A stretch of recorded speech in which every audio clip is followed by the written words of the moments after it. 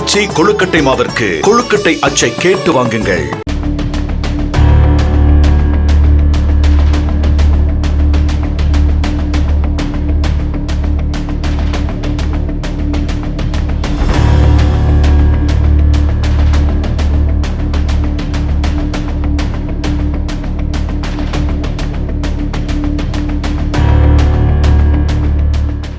கர்நாடகாவில் கடலோர மாவட்டமான தட்சிண கன்னடா தர்மஸ்தலாவில் பிரசித்தி பெற்ற மஞ்சுநாதா கோயில் உள்ளது.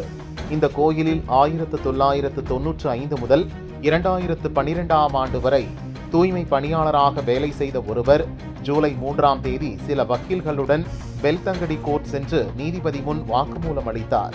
அதில் தர்மஸ்தலா கோயிலில் நான் பணியாற்றிய காலகட்டத்தில் பலாத்காரம் செய்து கொல்லப்பட்ட 100க்கும் மேற்பட்ட பெண்களின் உடல்களை என் மேற்பார்வையாளர் உத்தரவின்படி நேத்ராவதி ஆற்றங்கரையில் புதைத்தேன்.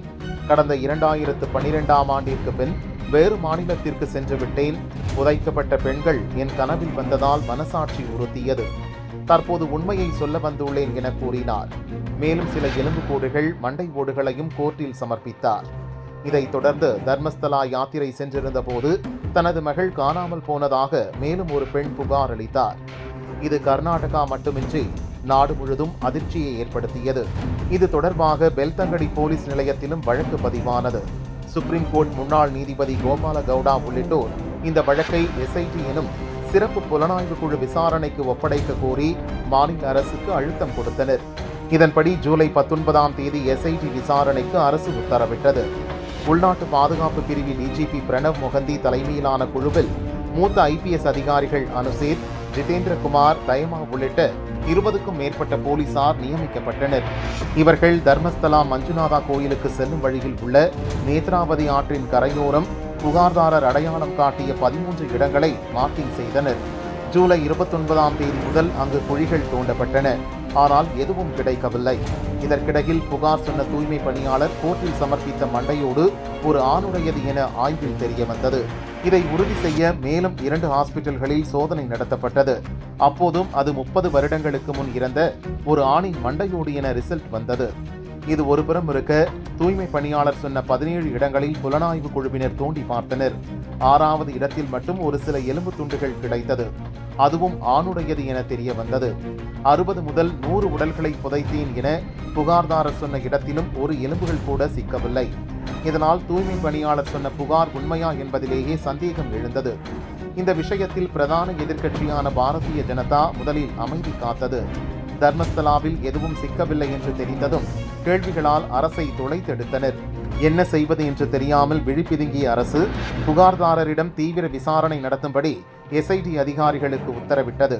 இதையடுத்து எஸ்ஐடி நடத்திய கிடுக்குப்பிடி விசாரணையில் புகார்தாரர் பகீர் வாக்குமூலம் அளித்துள்ளார். தர்மஸ்தலா மஞ்சுநாதா கோயிலில் 1995 முதல் 2012 வரை வேலை செய்தேன். பின் வேலையை விட்டுவிட்டு தமிழகத்தின் சென்னைக்கு சென்று விட்டேன்.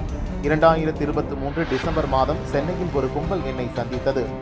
தர்மஸ்தலாவில் நீ வேலை செய்த போது எத்தனை உடல்களை புதைத்தாய் என என்னிடம் கேட்டனர். அதற்கு தர்மஸ்தலா புனித தலம், இங்கு வந்து உயிரிழந்தால் மோட்சம் கிடைக்கும் என்று பக்தர்கள் நம்புகின்றனர். இதனால் பலர் இங்கு வந்து தற்கொலை செய்துள்ளனர்.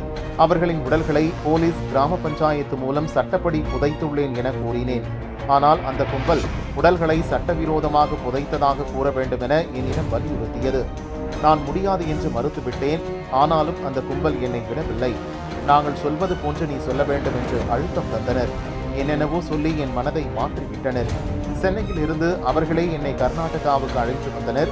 போலீசாரிடம் என்ன சொல்ல வேண்டும், கோர்ட்டில் என்ன பேச வேண்டும் என்று எனக்கு பயிற்சி அளித்தனர்.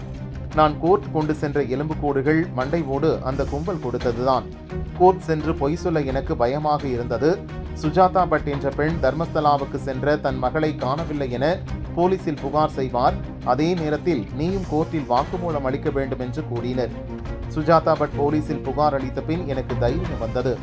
நானும் தைரியமாக பொய் வாக்குமூலம் அளித்தேன் என புகார் சொன்ன தூய்மை பணியாளர் போலீசில் வாக்குமூலம் அளித்துள்ளார்.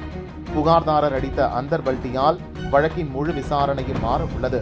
தர்மஸ்தலா கோவிலுக்கு களங்கத்தை ஏற்படுத்த சதி நடத்தியிருப்பதும் அம்பலமாகியுள்ளது. இதுவரை புகார்தாரரை வெறும் சாட்சியாக மட்டுமே எஸ்ஐடி வைத்து இருந்தது. இனி அவரை வழக்கின் குற்றவாளியாக்க நடவடிக்கை எடுக்க வேண்டும். இதுவரை பள்ளம் தோண்டியது உட்பட வழக்கில் எடுக்கப்பட்ட நடவடிக்கைகள் குறித்து எஸ்ஐடி அதிகாரிகள் அறிக்கை தயாரித்து வருகின்றனர். இந்த நடைமுறை முடிந்த பின் புகார்தாரர் அவரது குடும்பத்தினரிடம் விசாரிக்க உள்ளனர். ஒரு கும்பல் தன்னை அணுகியது என்றுதான் புகார்தாரர் கூறியுள்ளார். அந்த கும்பல் எது, அதில் எத்தனை பேர் இருந்தனர் என்பது பற்றி அவர் எதுவும் சொல்லவில்லை. தர்மஸ்தலா விவகாரம் தொடர்பாக கர்நாடக சட்டசபையில் உள்துறை அமைச்சர் பரமேஸ்வர் விளக்கம் அளித்துள்ளார். தர்மஸ்தலாவில் பள்ளம் தோண்டிய போது சில இடங்களில் கிடைத்த தடயங்கள் தடய அறிவியல் ஆய்வகத்திற்கு அனுப்பி வைக்கப்பட்டுள்ளன. அங்கிருந்து அறிக்கை வரும் வரை பள்ளம் தோண்டும் பணிகள் நிறுத்தப்படும் என்றார்.